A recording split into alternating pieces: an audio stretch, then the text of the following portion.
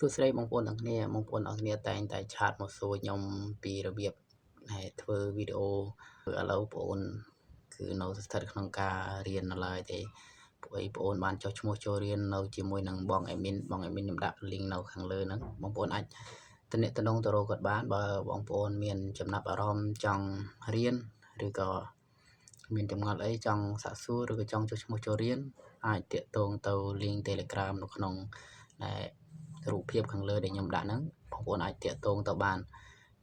ពេលដែលបងតាក់ទងទៅបងប្អូនត្រូវ download បើអត់ទាន់មាន link Telegram ទេបងប្អូនអាច download link Telegram មកហើយបងប្អូនអាចចុចចូល link ខាងលើហ្នឹងទៅនឹងចូលទៅ link បង admin ហើយពេលនោះក៏នឹងតាក់ទងមករកបងវិញហើយការសិក្សាការចុះឈ្មោះចូលសិក្សាគឺ$25គឺអត់មានអីច្រើនទេបងគឺប៉ុណ្ណឹងគឺបងប្អូនខំប្រឹងប្រែងបងប្អូនមានគោលដៅច្បាស់លាស់និងមានចំណេះជំនាញនិងក្តីស្រមៃរបស់បងប្អូនដែលចង់ធ្វើពិតប្រាកដគឺនឹងជោគជ័យនៅថ្ងៃមុខហើយការធ្វើនេះគឺវាទាមទារឲ្យបងប្អូនមានចិត្តអំណត់អត់ធ្មត់និងព្យាយាមឧស្សាហ៍ការធ្វើនេះគឺមិនមែនជាថាធ្វើទៅភ្លាមយើងបានផលភ្លាមទេអានេះខ្ញុំគ្រាន់តែ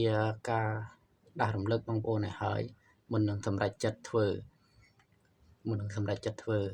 យើងត្រូវមានចិត្តអត់ធ្មត់ធន់និងតស៊ូហើយដាក់គោលដៅខ្លួនឯងគឺយើងត្រូវតែមានវីដេអូផលិតគ្រប់ពេលវេលាបើថាបងប្អូនធ្វើតែមួយឆាវតាមតែចិត្តនឹកឃើញឬក៏ឃើញគេធ្វើបានហើយចង់ធ្វើអានឹងបងប្អូនបរាជ័យហើយនឹងបងប្អូនពិតជាបរាជ័យដល់ចឹងហើយខ្ញុំសូមប្រាប់បងប្អូនឲ្យហើយបើថាចង់ចុះឈ្មោះចូលរៀនត្រូវតែមានចិត្តអត់ធ្មត់អំណត់និងព្យាយាមយើងអាចធ្វើគ្រប់ទម្រង់បងប្អូនបើថាបងប្អូនមានជំនាញខាងជាងម៉ូតូបងប្អូនអាចថតពីសកម្មភាពជាងម៉ូតូបានបងប្អូនជាងសំណង់ធ្វើការសំណង់បងប្អូនក៏អាចថតពីសកម្មភាពជាងសំណង់ការធ្វើការរបស់យើងជាប្រចាំថ្ងៃផុសលើ social media អត់មានអីពិបាកទេបងប្អូន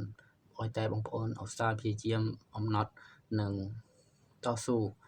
វាមិនមានបានផលភ្លាមៗទេអានេះវាប្រៀបដូចជាយើងញ៉ាំបាយអញ្ចឹងយើងញ៉ាំបាយវាមិនប្រកាសថាយើងញ៉ាំថ្ងៃនេះយើងធំថ្ងៃនេះទេមួយឆ្នាំពីរឆ្នាំ3ឆ្នាំទៅមុខបានយើងមានលទ្ធផលថាយើងធំឡើងគីឡូអានេះនិយាយឲ្យស្រួលស្ដាប់តែពេលដែលយើងញ៉ាំទៅគឺវាគុំតែធំគុំតែឡើងគីឡូទេប៉ុន្តែយើងអាស្រ័យយើងត្រូវតែញ៉ាំរាល់ថ្ងៃមិនខុសពីការធ្វើវីដេអូទេបងប្អូនត្រូវមានវីដេអូរាល់ថ្ងៃចែករំលែកពីចំណេះជំនាញបងប្អូនចឹងទៅ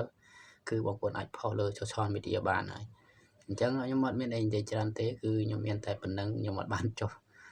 ទទួលការរៀនអីទេមានបងប្អូនឆាតមកសួរឲ្យខ្ញុំជួយបង្រៀនអញ្ចឹងទៅនៅក្នុងការរៀនដូចតែគ្នាទេប៉ុន្តែបើថ្ងៃណាខ្ញុំមានចំណេះជំនាញឬក៏ចំណេះដឹងអីថ្មីបទពិសោធន៍ថ្មីពីការធ្វើ clip វីដេអូឬក៏